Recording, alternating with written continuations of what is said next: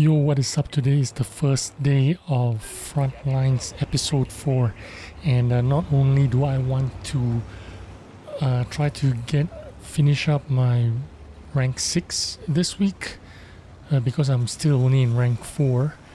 I also wanted to grind out this UDES 14. Now, I've not played the UDES 14 in random battles because I specifically saved it for Frontlines. I thought it'll be a pretty easy grind to get up to the 150 plus thousand XP you need to get into the tier 9.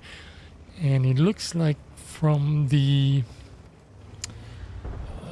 other streamers and YouTube videos that I've watched, it looks like I'm going to skip the tier 9 altogether. So I might just research with the Frontlines, the UDES 14, 150,000 XP, research the tier 9, and then free XP the tier 9 straight to tier 10. So all in all, in total, it's going to cost me just 200,000 free XP to get from the tier 9 to the tier 10. Of course, I need to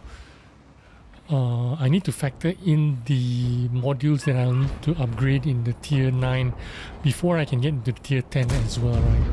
So I forgot to calculate that. So it's going to be 200,000 XP from the tier 9 to the tier 10.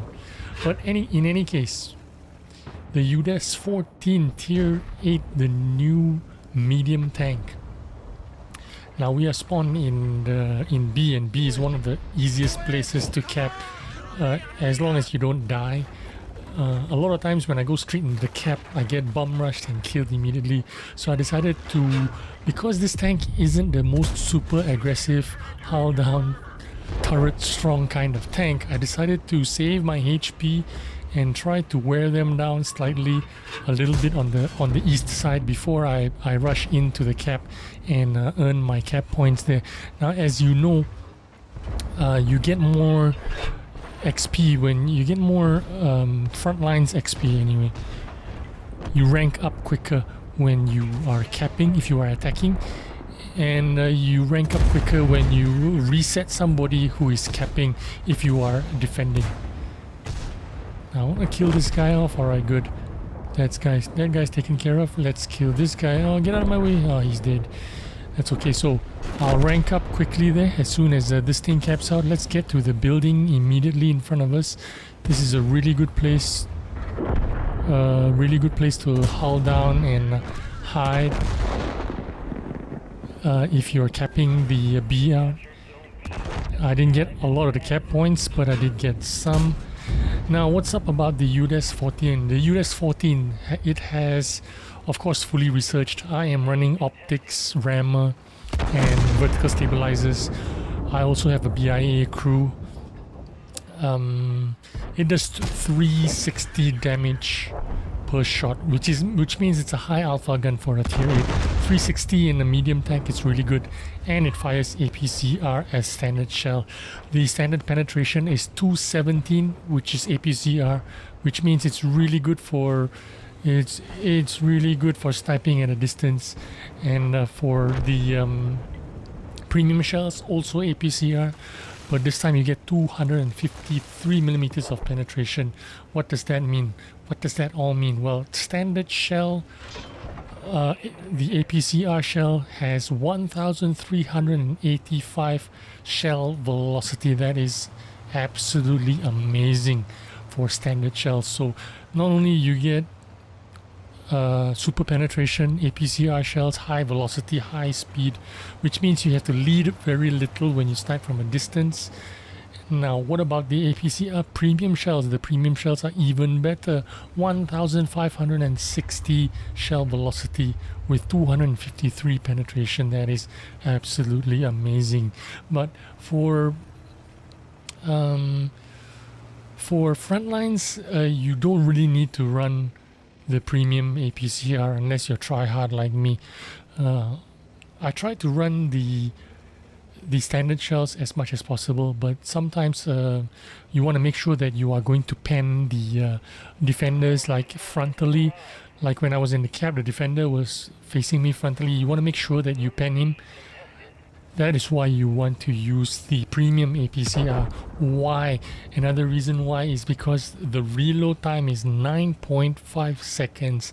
This is with Vance, this is with Rammer, this is with BIA crew, and this is with food. 9.5 seconds is a long ass time. So for 9.5 seconds, you need to think about what you want to do. You want to make sure that you are penning your shots, which is why you are sometimes, you know, inclined to fire APCR shells. The premium ones as well, because you want to make sure that you are penning frontally all these heavy OP tanks. Now, even with the premium APCR shells, sometimes you bounce and sometimes you miss. Not often though, but these kind of snapshots, it happens sometimes. The dispersion is 0.34 on this gun and 0.18 while moving. The dispersion while the hull is traversing is 0.09, which is really good, and while the turret is traversing 0.09 as well, which means if you're stationary and you are traversing your turret and your body in a stationary place. I mean, if you're staying in one place and you're turning your tank and turning your turret and shooting, you can still maintain your accuracy, no problem. The only part is the only part when your dispersion isn't very good, your accuracy isn't very good, is when you're rolling forward, when you're moving. So it's not so good then. But otherwise, there's no problem in terms of accuracy. It's really good. Now, in terms of armor, this turret it has no armor at all, because this thing is not the tier 9 with the sloped armor. It's not the tier 10 with the sloped armor. It looks like it has a smaller version of the Lanson C turret. Now, even from a distance, I can hit him, but I can't pen him. So let's make sure that was the TS5. I don't know why I didn't pen him. Maybe I hit the tracks or something. I'm not sure. But I'm fully aimed there. I made sure I hit that shot, and that's great. Now, I'm trying to be greedy here. I want to go and get into the cap circle if I can. But obviously, they're going to cap it out before I can get there. So let's talk a little bit more about the tank. The mobility is a lot like your regular medium tanks. I mean, it's slightly slower. It's not as fast as other medium tanks. It's only 55 kilometers an hour forward speed and 20 in reverse. So in terms of forward and reverse speeds, it's kind of on par with other medium tanks. You know, it doesn't feel too fast or feel too slow. It's like your regular medium tanks. But in terms of agility, when you're wiggling left and right, it's not as agile as your T44 or the T44-100 or the Progetto that I'm used to playing a lot in my frontline modes. The power to weight ratio 24.61. I don't know if it's great or it's not great. It's okay, I guess. I don't have too much problem with it. Only 550 horsepower only, I say, but like I said, you don't need that much.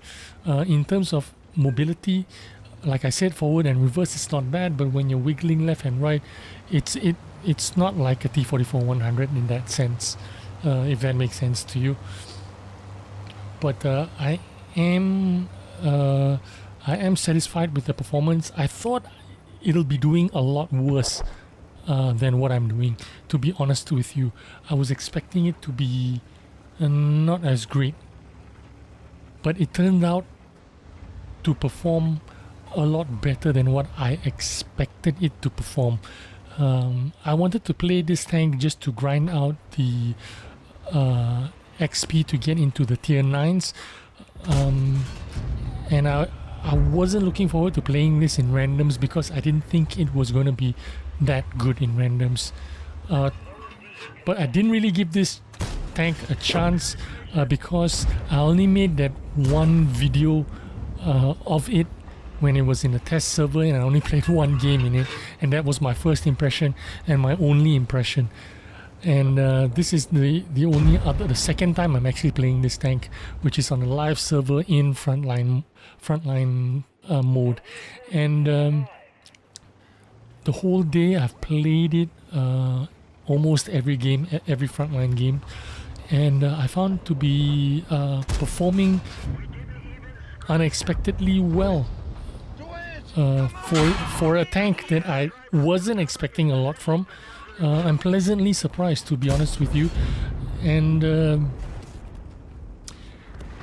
only reason why I'm not playing in regular mode is because I already set my mind out to grind it out in front lines and not even play it in random battles, you know.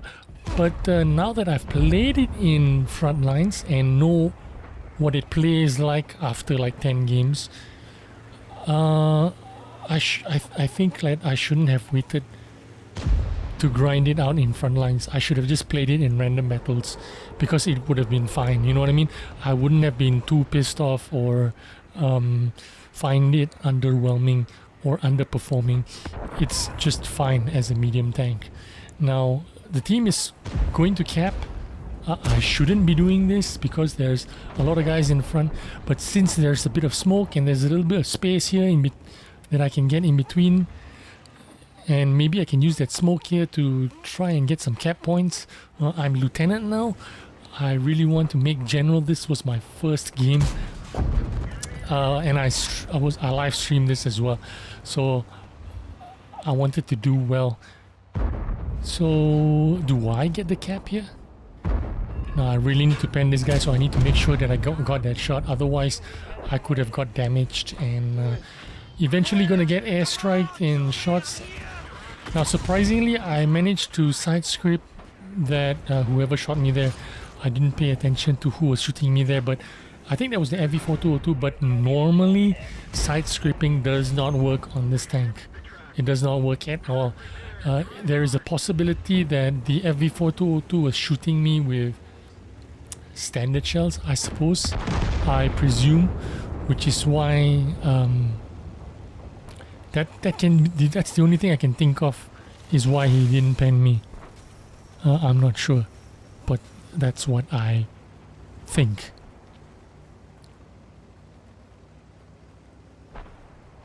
But anyway, doing fine here. There is a smokescreen bug that stayed with me. Now those kind of shots I expected to hit those kind of shots, because that's how good this gun is. It's very accurate when it comes to sniping, but as I was saying, the dispersion while moving was 0.18, and perhaps that was why that shot didn't hit. Now if I had completely stopped, I think I would have probably hit that shot better, but as soon as I stopped and pulled the trigger and snapshot it, it didn't work out that well for me. And once again, absolutely no armor on this thing, and every shot basically, normally your enemy pans you, whether it's frontally or on your turret. It's very seldom that you get to side script or bounce anything, but you do get to bounce if they happen to shoot you on your hull, on your deck, because there's a lot of sloped armor. But that would be the only time that you would bounce, and that occasional side script that you saw me take there when I was in the cab. But otherwise, don't expect to bounce anything in this tank, even when you're hull down. They'll easily penetrate you on your turret if they have premium shells. If they don't have premium shells on your turret, you might be able to bounce them. I'm not too sure about that though. I wouldn't put any money on it. But anyway, I am captain in this game. I'm not going to show you the entire game because I do switch to a T44 after I die, and I do manage to get into general after all. But here is one of the weaknesses of this tank. Now I am still on APCR here, and this is premium APCR. I missed that. I let that shot too far, but I see two tanks coming this way. One of them is a WGFT or whatever, the premium premium tank destroyer that has a really quick traverse, and I want to see if I can get a shot on him. And I didn't bounce it. I didn't penetrate him for some reason. I don't know why. But he's coming towards me. There's nothing much I can do about it. I'm going to try and hit him, and I managed to hit his roof because he was sloped down, I think. So that's very fortunate. Now I'm going to try and weigh him down as he comes towards me. And I missed him there, and he penetrates me. I'm going to try again. Not going to give up. But here we go. He hits me again, and I didn't penetrate him. And this is the really frustrating part about the UDES 14. A tank like this, tank destroyer, can easily eat me up and just rush me down. I needed some support here, but there's no one to support me. There's no one around. And I miss him there because of the dispersion, I guess. 0.18 dispersion on the move. It's not so good at snapshotting. You need to be kind of fully aimed. And I bounced his armor there. Now he's just going to rush me and finish me off. And that is my end of this tank. And I switch on to the T-44-100. I still end up getting a general, but I could have done a lot better, I suppose. Anyway, that session there in the UDES 14 earned me 6,000 plus damage. So I did pretty well for it. I did have to shoot a lot of APCR. That was because of my insecurity there of, you know, not being able to pen the defender or something like that. So I just decided to switch to the APCR, and I never switched out of it. So anyway, hope you enjoyed the video, and if you are considering the UDES 14, grind it through while you are grinding in the Frontlines episode 4, that's a good idea. And it's a very viable tank to play in Frontlines. Hope you enjoyed the video and smash that like button. Thanks for watching, and I'll see you on the next one. Bye bye.